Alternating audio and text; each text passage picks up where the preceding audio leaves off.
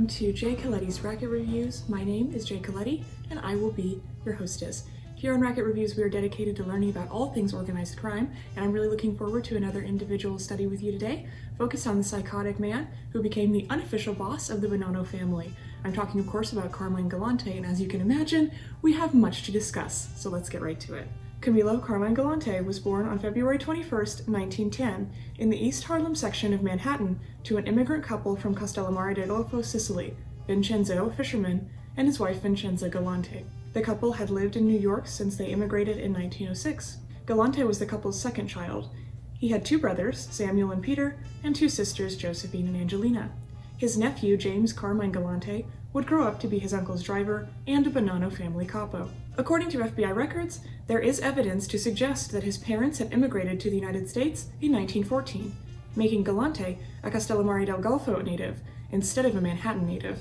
It did not take this budding mafia boss very long to start getting into trouble. By age 10, he was sent to a reform school due to his criminality. By 11 years old in 1922, he had created a juvenile street gang on the Lower East Side and would be arrested for juvenile delinquency at ages 12 and 14. He would drop out of school in 7th grade at the age of 15. He would work at the Lupin Artificial Flower Company off and on in 1923, 1926, and later in 1939. This is a silk flower company still in business today. At a young age, Carmine Galante received the nickname cigar, or lelo, a Sicilian term for cigar, due to the fact that he was almost always seen with a stogie.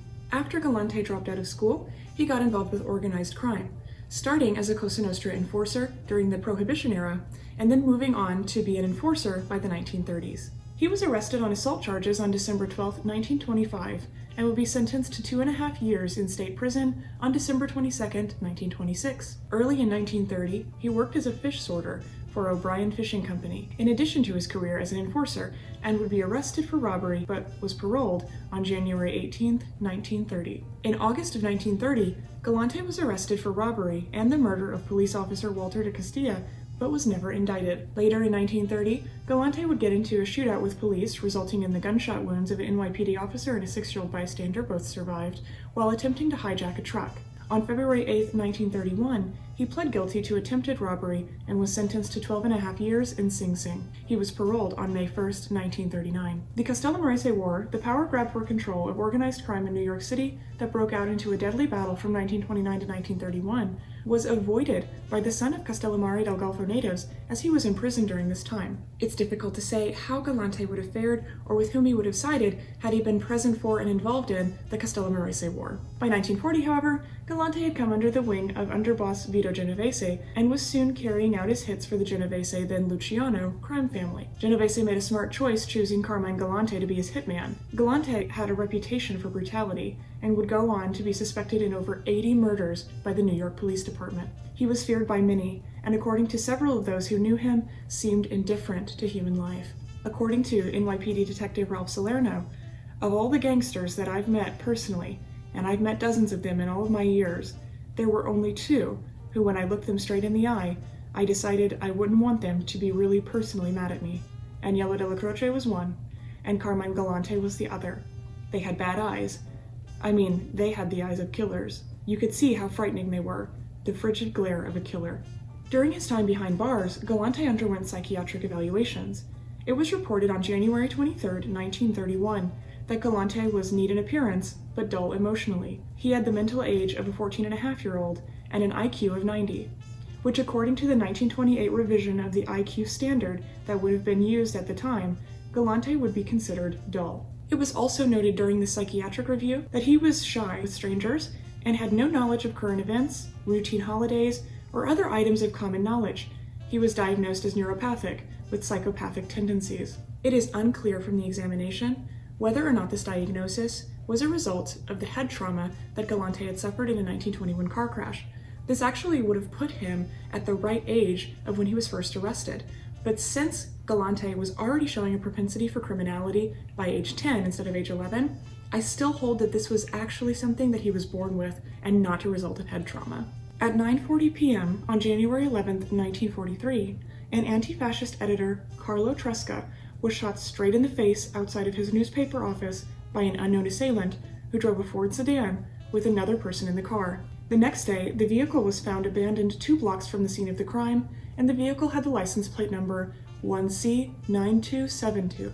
Carmine Galante was the prime suspect, and it is believed that the other man in the vehicle was Galante's longtime friend and fellow mobster, Joseph Di Palermo, who would go on to be the capo and head drug dealer for the Lucchese family. On January 11th, Carmine Galante had checked in with his parole officer and was then placed under surveillance. There was correct suspicion that Galante was violating his parole provisions, so he was placed under surveillance for the purpose of finding that out for sure. It was noted that day that he got into a Ford sedan with license plate number 1C9272, when leaving the parole office. You would think that this would be an open and shut case, right?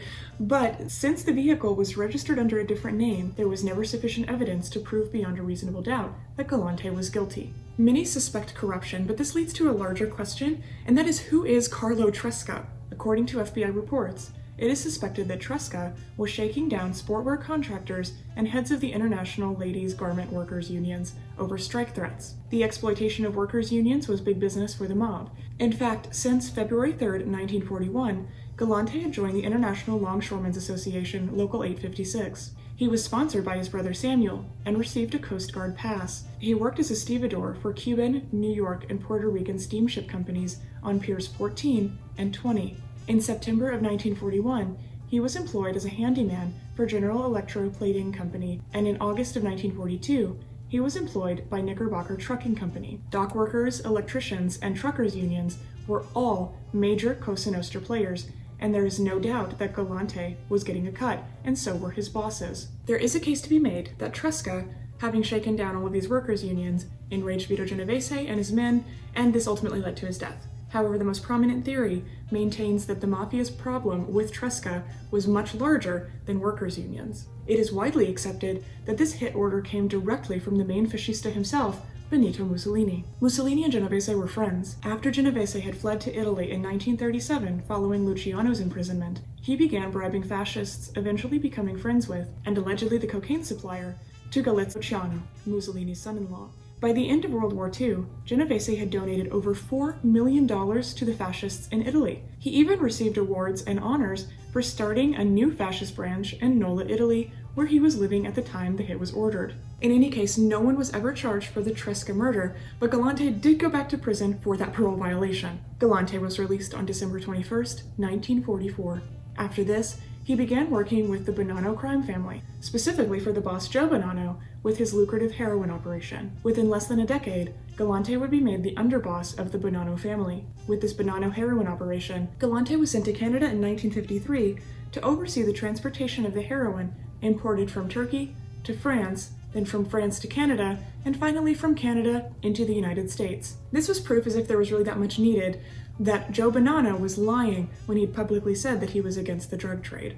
This operation was known as the French Connection, and Galante worked with Vincenzo COTRONI, the boss of the Quebec family by the same name, to make sure that this operation was run smoothly. If the operation did not run smoothly, Galante was known to kill his men for slow delivery time or other such minor offenses, drawing the attention of Canadian law enforcement. It is also estimated that Galante had earned about $50 million per year with illegal gambling in Montreal. He was deported back to the United States in April of 1956 after the Canadian government had failed to successfully charge him with ordering murders. Between October 12th and October 16th of 1957, Galante, now consigliere of the Bonanno family, had set a course for Palermo, Sicily, to hold a series of meetings at the Grand Hotel et de Palme with Lucky Luciano and the Sicilian Mafia, then headed by Giuseppe Genco Russo, to rethink the Bonanno drug trafficking strategy. It was settled during this meeting that the Sicilian Cosa Nostra would supply the heroin to the Bonanno family and would come to the United States to disperse it. These Sicilian men, known as Zips,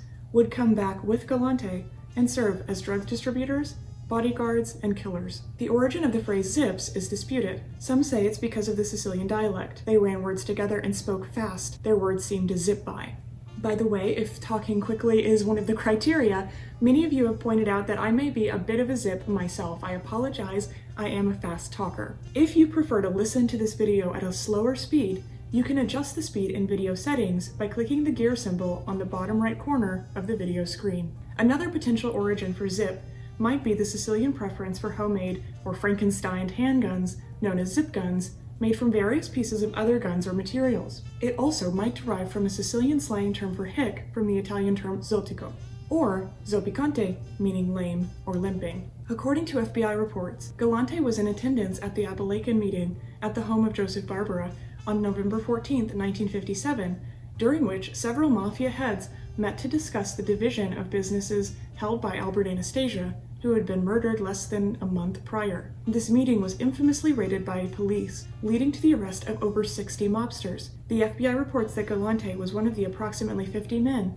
who had escaped apprehension. By January of 1958, Galante was indicted for drug charges, and a subpoena was issued for him to appear before the special grand jury on January 9, 1958.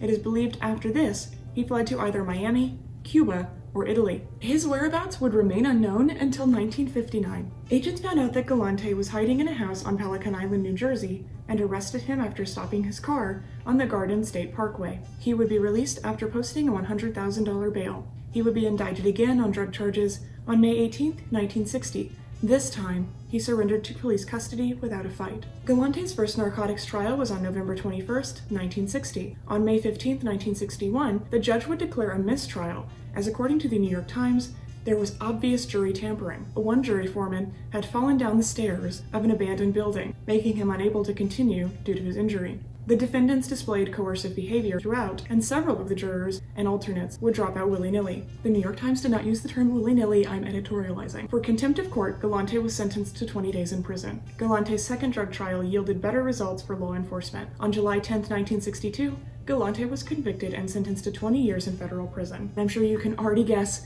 that Galante did not serve the entirety of those 20 years in prison. He was released on parole in January of 1974. Upon his release from prison, Galante ordered the bombing of the doors of the mausoleum of Frank Costello, whom he despised. I'll be completely transparent with you. I am not sure about where exactly the origin of the beef between Galante and Costello really started. It really could have just come down to a difference in personality, and we'll never be privy to their personal one-on-one conversations.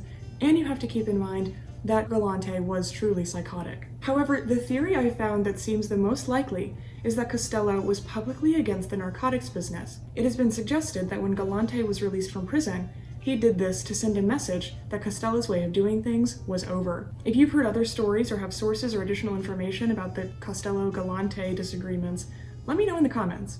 Philip Rastelli was made boss of the Bonanno family in 1973. The commission officially named him boss on February 23, 1974, while Galante maintained his role as consigliere and plotted against his new boss. After Rastelli was convicted and sent to prison for extorting food truck operators on April 23, 1976, Galante moved in and seized the role of acting boss for the Bonanno family. You would have to be insane to go against the commission like this, and apparently Galante was just psychotic enough to give it a shot.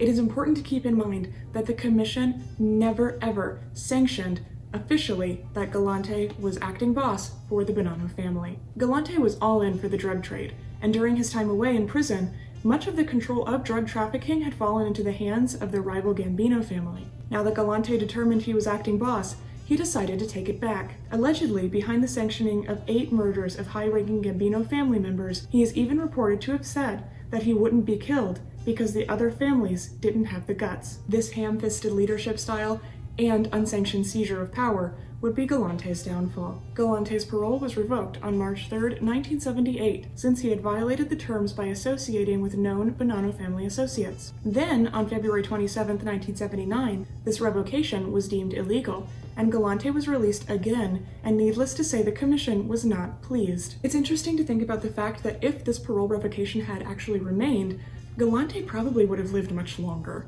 Nearly everyone in the New York families had had enough of Galante. Frank Thierry, of the Genovese family, and first mobster to ever be convicted of a RICO charge, began leading the campaign for Galante's murder, contacting several Cosa Nostra leaders. He even procured the approval of retired Don Joe Bonanno. The hit would be made after current Bonanno boss Philip Rastelli sought approval from the commission to have Galante removed in 1979. On July 12, 1979, Galante had just finished a big outdoor lunch of pasta, veal, fish, salad, and homemade red wine at his cousin Joe Turano's restaurant, Joe and Mary's Italian Restaurant, when he settled in for a cup of espresso and, of course, a cigar. He was accompanied by his 2 Sicilian bodyguards, Baldassare Amato and Cesare Bonventre, as well as Bonanno capo Leonard Coppola. At 2:45 p.m., 3 assassins in ski masks walked through the restaurant and out to the back outdoor courtyard and opened fire with shotguns and handguns. Galante was killed, sustaining several wounds including a softball-sized hole in his upper chest and a bullet through the eye.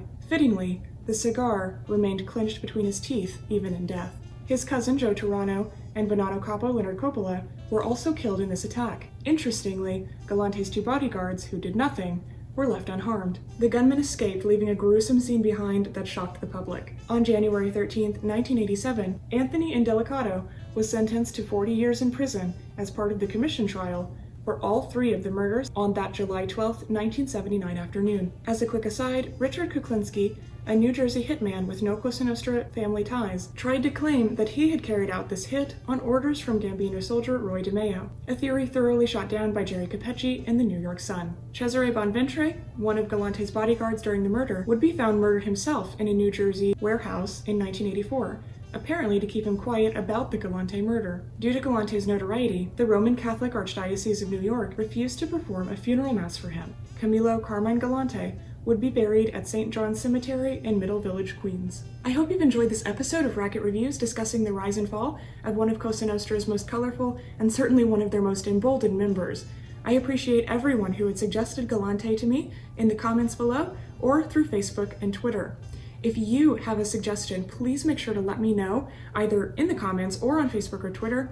I am happy to investigate. Make sure to like, subscribe, and click notifications to get more Mafia content sent directly to your sub box. Ciao.